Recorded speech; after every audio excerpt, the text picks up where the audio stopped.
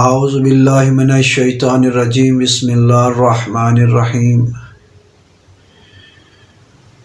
الحمد للہ والصلاة والسلام علی اہلہا ولعنۃ اللہ علی اہلہا اما بعد بسم اللہ الرحمن الرحیم ان اللہ وملائکتہ یصلون علی النبی یا ایھا الذین آمنوا صلوا علیہ وسلموا تسلیما۔ جیسے کہ ہم پیچھے گفتگو میں یہ بیان کر چکے ہیں، عرض کر چکے ہیں کہ صلوات میں آل محمد شامل ہیں یا نہیں ہیں، اور اس طرح ہم نے یہ بھی عرض کیا تھا سابقہ گفتگو میں، کیا صلوات اللہ نے کب سے محمد صلی اللہ علیہ وآلہ پر صلوات پڑھتا ہے اور اس کے ملائکہ، اور لفظ نبی کیوں استعمال کیا ہے، یہ ہم وضاحت کر چکے ہیں، اس کی ضرورت نہیں ہے۔ آج جو ہمارا موضوع ہے وہ یہ ہے کہ صلوات نہ پڑھنے کے نقصانات کیا ہیں۔ ان میں سے ہم ایک نقصان کو ذکر کریں گے، اور انشاءاللہ تسلسل کے ساتھ ہم جو نقصانات، بہت سارے نقصانات جو روحانی معنویات نقصان ہیں، ان میں سے آج جو ہمارا موضوع ہے وہ نقصان یہ ہے کہ کون جو اللہ کی رحمت سے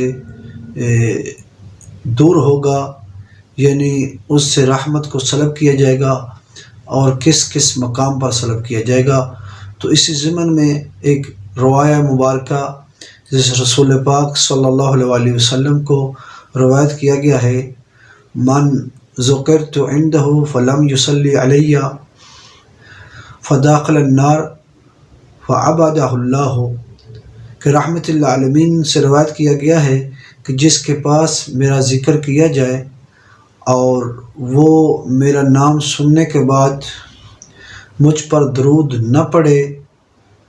پہلی تو اس کے لیے نقصان یہ ہے کہ اس کے نامہ اعمال کو نہیں دیکھا جائے گا،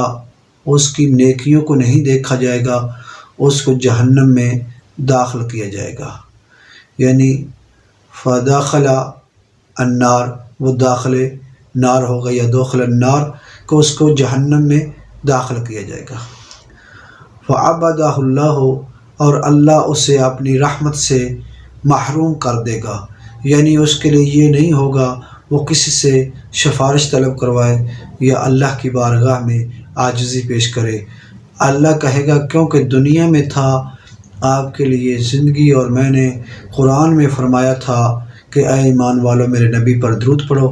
آپ جب بھی میرے نبی کا نام سنتے تھے تو اس پر درود نہیں پڑھتے تھے، اس کی آج سزا ہے کہ میں نے اپنی رحمت کو آپ سے سلب کر لیا۔ اسی ضمن میں جو اہل سنت کی کتابوں میں بھی یہ واقعہ ہے اور روایت ذکر کی گئی ہے، اور شیعہ کی کتب میں بھی یہ روایت ملتی ہے۔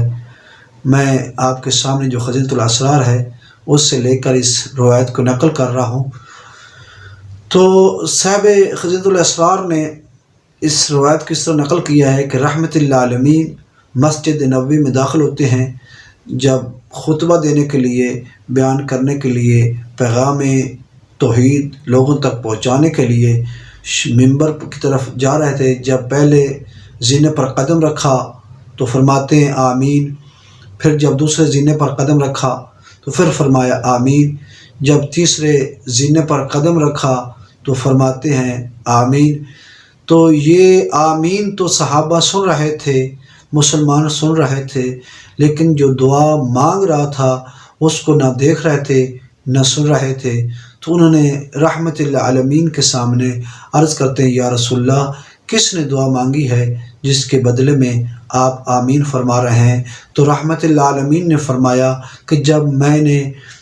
پہلے زینے پر قدم رکھ رہا تھا تو جبرائیل یہ دعا مانگ رہا تھا اور یہ جملے کہہ رہا تھا کہ این یبدہ اللہ عن رحمتہ من لا یحسن لوالدیہا او لأحدہما، رحمت للعالمین فرما رہے ہیں کہ جب میں پہلے زینے پر قدم رکھ رہا تھا تو اس وقت جبرائیل کی زبان سے یہ کلمات جاری ہو رہے تھے کہ جو انسان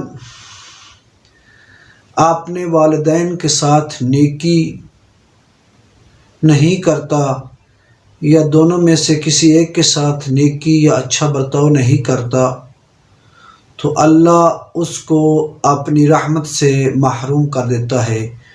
اپنی رحمت اس سے دور کرتا ہے۔ تو مولا جب آپ نے دوسرے زینے پر قدم رکھا تو اس وقت پھر آپ نے فرمایا آمین، تو رحمت للعالمین نے فرمایا اس وقت جبرائیل یہ دعا مانگ رہا تھا، من تذکر عندہ فلم یصلی علیک، جس کے پاس آپ کا ذکر کیا جائے، من تذکر عندہ، جس کے پاس آپ کا ذکر کیا جائے،